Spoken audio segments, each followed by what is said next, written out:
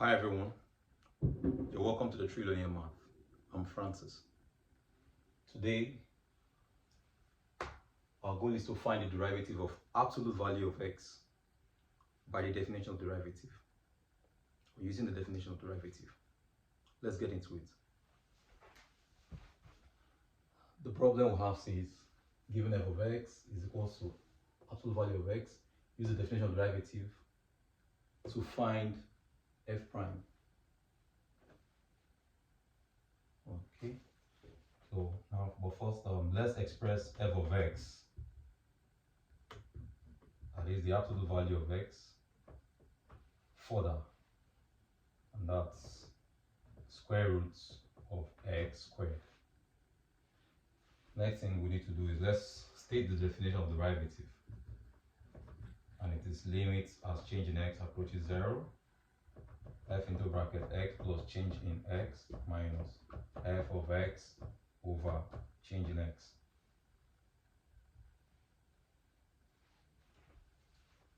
Now, what we have at the top here, I can further express it as x plus change in x, absolute value, minus f of x is given to be absolute value, okay, over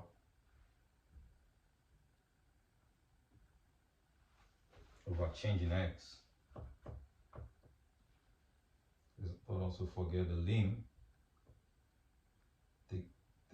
Take the limit as change in x approaches 0. Okay. Now, absolute value is equal to the root of x squared. This. What about this? So this can be expressed as x, the square root of x plus change in x all squared. The root of x plus change in x all squared. Okay, so we'll express that further here. Lim as change in x approaches 0. Okay. X, in fact, x plus change in x squared root minus root x squared over change in x.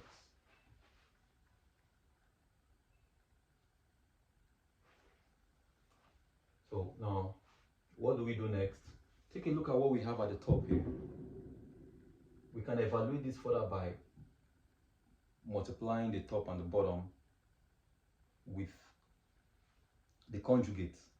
You can multiply this by its conjugates and also multiply the bottom, the numerator, by the conjugate. So when I do that, okay, lim as change in x approaches 0. When we do that, the top becomes, it will be a difference, becomes a difference of 2 squared. By that we mean all of these squares minus the squares of this. So x plus change in x squared, okay, all squared minus roots x squared all squared over, in fact, over change in x. Okay, open up the brackets, times roots x plus change in x squared minus roots x squared all squared.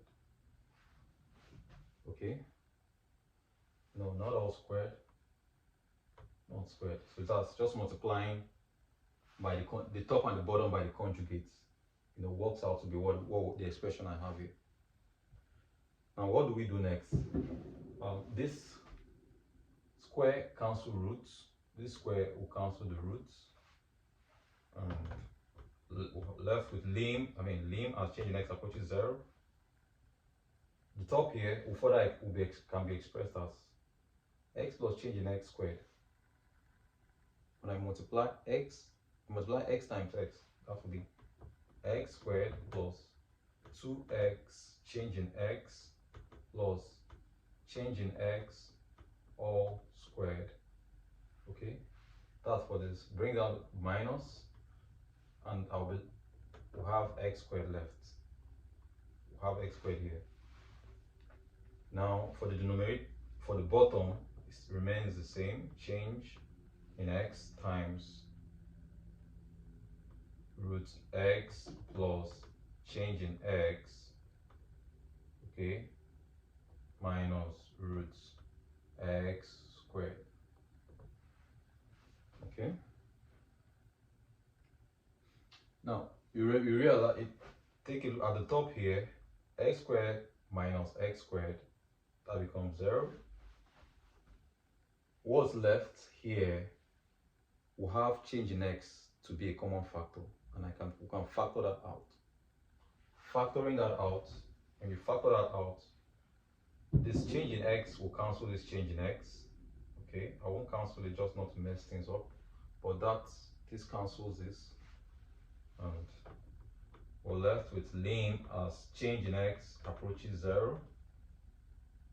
At the top, we only have 2x plus change in x left over at the bottom root x plus change in x, okay, all squared is left, squared, minus, not minus, this is plus, okay.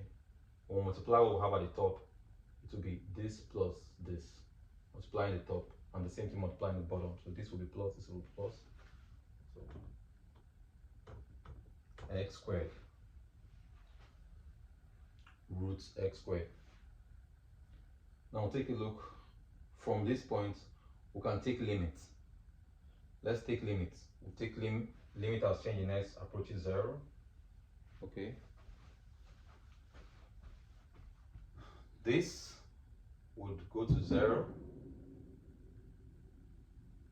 In fact, in the bracket here, change in x will go to 0, and x squared multiplied with x squared.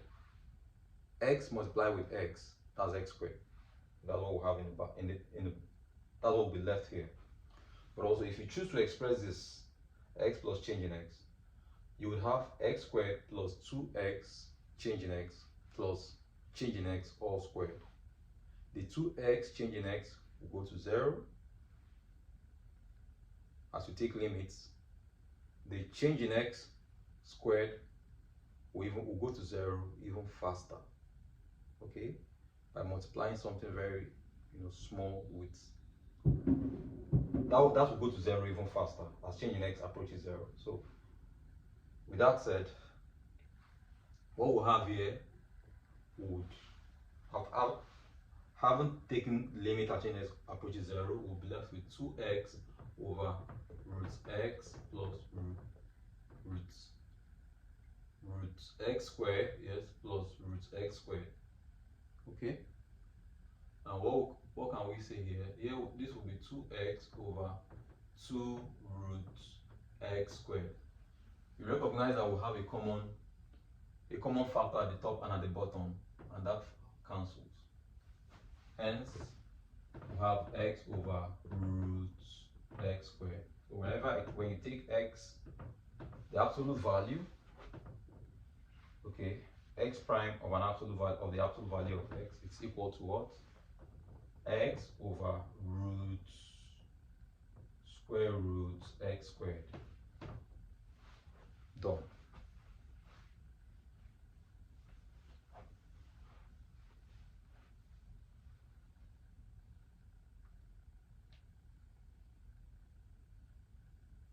Okay. All right. That's it for today. I'll see you all in the next one.